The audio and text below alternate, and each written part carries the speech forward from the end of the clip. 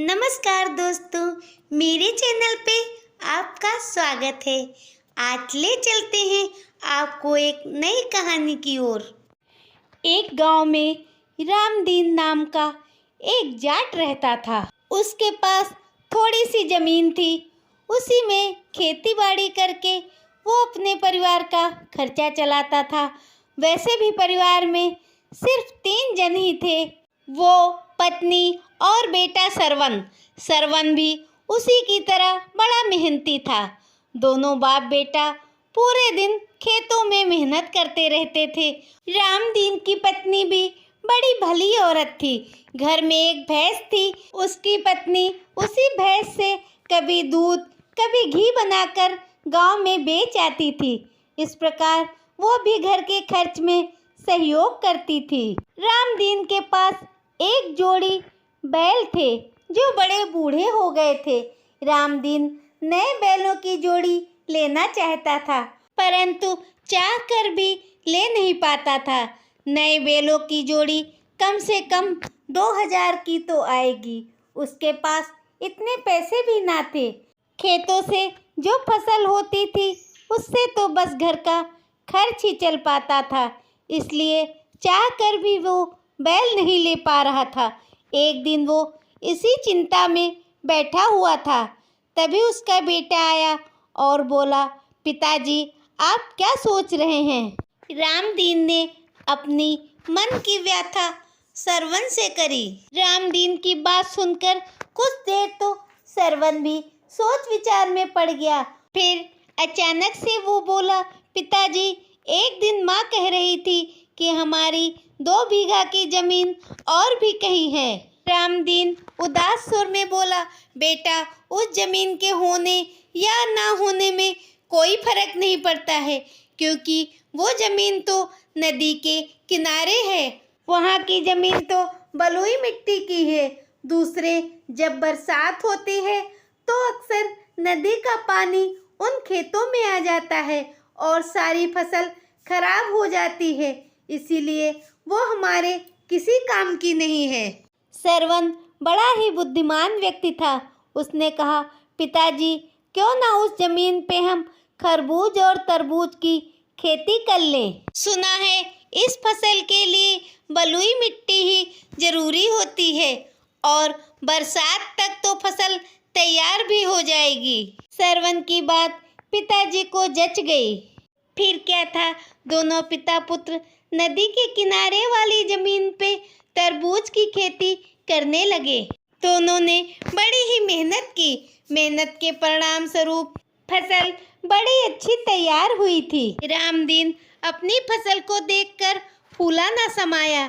उसने अपने पुत्र से कहा, सरवन इस बार तो बड़ी अच्छी फसल हुई है।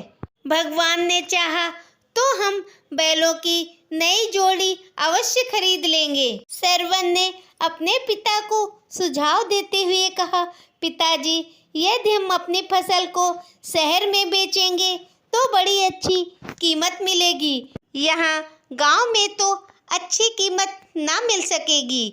इसीलिए मैं फसल को मंडी में बेच आया करूँगा। परंतु रामदीन को लगा कि सरवन तो अभी बच्चा है, वो भला बाजार का मोल भाव कैसे कर पाएगा। इसीलिए फसल बेचने के लिए वो स्वयं ही निकल पड़ा। चलते चलते दोपहर तक वो बाजार में पहुंच गया। गाड़ी एक किनारे लगाकर वो ग्राहक का इंतजार करने लगा। तभी उधर से एक बनिया गुजरा। उसने तरबूजों की गाड़ी देखी तो वहां पर ठिठक गया। उसने जाट से पूछा, क्यों भाई, तरबूज क्या हिसाब दे रहे हो? जाट बोला, रुपया पसेरी मिलेंगे भाई। बनिया बोला, भाई तुम्हारे तरबूज तो बड़े अच्छे हैं, पूरी गाड़ी का क्या लोगे? बनिया की बात सुनकर जाट बड़ा खुश हुआ। उसने सोचा, चलो एक बार में ही सारी गाड़ी बिक जाएगी, इससे अच्छी क्या बात है। उसे शाम तक ग्राहकों का इंतजार नहीं करना पड़ेगा, वरना ना जाने कितनी देर हो जाएगी। थोड़ी देर आपस में सौदाबाजी होती रही। अंत में बनिया बोला, भाई मैं पूरी गाड़ी के 300 रुपए से अधिक ना दूंगा। जाट ने सौदा पक्का किया। तब बनिया बोला, ठीक है, मेरा घर पास में ही है, तुम गाड़ी मेरे घर तक पहुंचा दो। जाट गाड़ी लेकर बनिया के घर तक गया। थोड़ी देर इंतजार करने के बाद जाट बोला, भाई मेरी गाड़ी जल्दी खाली करवा दो, मुझे वापस अपने गांव भी जाना है, फिर रात हो जाएगी। इस पर बनिया बोला, गाड़ी? कैसी गाड़ी? गाड़ी तो तुमने मुझे बेच दी है। जाट आश्चर्य में पड़ गया और उसने कहा, मैंने अपनी गाड़ी आपको कब बेची है? बनिया बोला, क्यों भाई, मैंने तुमसे पहले ही पूछा था, पूरी गाड़ी का क्या मोल है? जाट बोला, मैंने तो तरबूजों की कीमत बोली थी, उसमें भला गाड़ी कहाँ शामिल थी? तब बनिया अड़ गया और बोला, मैंने तो पहले ही पूछा था कि पूरी गाड़ी का क्या लोगे, अब तुम अपनी बात से पलटो नहीं। इससे जाट नाराज हो गया और बोला, भला फसल के साथ कहीं गाड़ी भी बिकती है? पर बनिया भी कोई कम न था, उसने अपने नौकरों को बुलवाकर जाट की खूब पिटाई लगवाई और फिर घर से बाहर फेंकवा दिया। जाट बेचारा बड़ा परेशान हुआ। इतनी मेहनत से उसने फसल तैयार की थी, बड़ी उम्मीदें बांध रखी थी कि फसल बिकेगी तो शायद वो बैलों की नई जोड़ी ले सकेगा, परंतु उसके बदले उसे अपमान और मार मिली। दुखी मन से सांझ को वो अपने घर पहुंचा।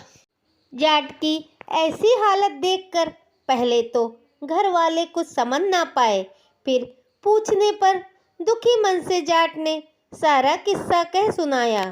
जाट और उसकी पत्नी तो किस्मत का लेखा मानकर शांत बैठ गए थे। सरवन अपने पिता के अपमान का बदला लेना चाहता था। उसने मन ही मन एक योजना बनाई और रामदीन से बोला, पिताजी, मैं स्वयं फसल बेचने नगर जाऊंगा। रामदीन बोला, नहीं बेटा, शहर के लोग बड़े बुरे हैं, तुमने देखा नहीं उन्होंने मेरा क्या हाल कर दिया है। पर सरवन ने कहा, पिताजी आप बिल्कुल भी चिंता ना करें, मैं उसे ऐसा सबक सिखाऊंगा कि दोबारा वो किसी को भी ठगने की जुर्रत नहीं करेगा। इस बार जब तरबूज की फसल की उसने कटाई की तो वो स्वयं उन्हें लाद कर शहर की ओर निकल पड़ा। शहर में पहुंचकर वो जानबूझकर बनिया के घर की तरफ ही चल दिया। कुछ देर बाद बनिया उधर से गुजरा। उसने देखा एक व्यक्ति तरबूज बेच रहा है। बनिया ने पिछली बार भी उन तरबूजों पे खूब मुनाफा कमाया था, इसीलिए वो फिर से उसके पास आया और बोला, क्यों भाई, तरबूज किस रेट दिए? सरवन बोला, तरबूजों की कीमत 2 मुट्ठी सिक्के हैं। बनिए ने सोचा, ये आदमी तो उस दिन वाले आदमी से भी ज़्यादा मूर्ख लगता है, इसलिए उसने अपनी बात पे जोर देते हुए कहा, मैं पूरी गाड़ी तरबूजों की कीमत पूछ रहा हूँ।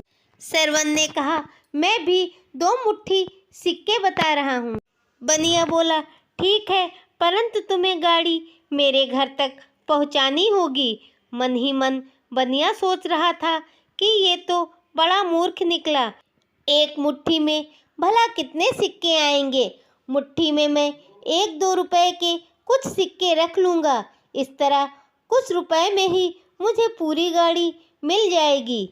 घर पहुंचकर उसने गाड़ी खड़ी करवा ली और मुट्ठी में कुछ सिक्के लेकर बाहर आया और बोला, लो, तुमने मुट्ठी भर दाम में पूरी गाड़ी का सौदा किया था, ये लो अपनी रकम और गाड़ी यहीं खड़ी करके चलते बनो। सरवन बोला, सेठ जी, बात तो गाड़ी में लदे तरबूजों की हुई थी, मैं अपनी गाड़ी भला क्यों छोड़ दूं? बनिया बोला, तुम कैसे जाट हो? सुना है जाट तो जबान के बड़े पक्के होते हैं और तुम तो अपनी बात से मुकर रहे हो। मैंने पहले ही गाड़ी भर तरबूजों की कीमत पूछी थी और तुमने 2 मुट्ठी सिक्के ही बताए थे। सरवन इसी बात का तो इंतजार कर रहा था। वो बोला, ठीक है, जब बात मुट्ठी भर सिक्के के हुए थे तो तुम मुझे मुट्ठी भरी सिक्के ही दो। बनिया ने जैसे ही मुट्ठी आगे की, सरवन ने उसकी कलाई पकड़ ली और कटार निकालकर उस पे चुभाते हुए बोला, ये लो, बात मुट्ठी भर सिक्के की हुई थी तो मैं गाड़ी छोड़े जा रहा हूँ और आपकी मुट्ठी काट कर लिए जा रहा हूँ। अब बनिया घबराया और हाथ छुड़ाने के लिए गिड़गिड़ाने लगा, पर सरवन ने भी मजबूती से कलाई पकड़ रखी थी। शोर शराबा सुनकर कुछ लोग इकट्ठा हो गए। बात न्याय के लिए पंचायत तक पहुंच गई। पंचायत में पहुंचकर सरवन ने पूरी राम कथा कह सुनाई कि कैसे उसने उसके पिता को ठगा था और अब उसे भी मूर्ख बना रहा है। पंच भी सारी बात समझ गए थे कि ये बनिया भोले भाले किसानों को मूर्ख बनाकर ठग रहा है। असल में ये बड़ा ही धूर्त और मक्कार है। पंचों ने भी फैसला सरवन के पक्ष में किया। फैसले के अनुसार बनिया को 2 गाड़ी तरबूजों की कीमत के साथ साथ 500 रुपये जुर्माना भी देना पड़ा। इस तरह सरवन ने अपनी समझदारी से न सिर्फ अपने पिता का बदला लिया वरन अपनी मेहनत का धन भी वसूल किया। उसके पिता को जब सारी बात पता चली तो वो भी अपने पुत्र की चतुराई पे बड़ा ही प्रसन्न हुआ।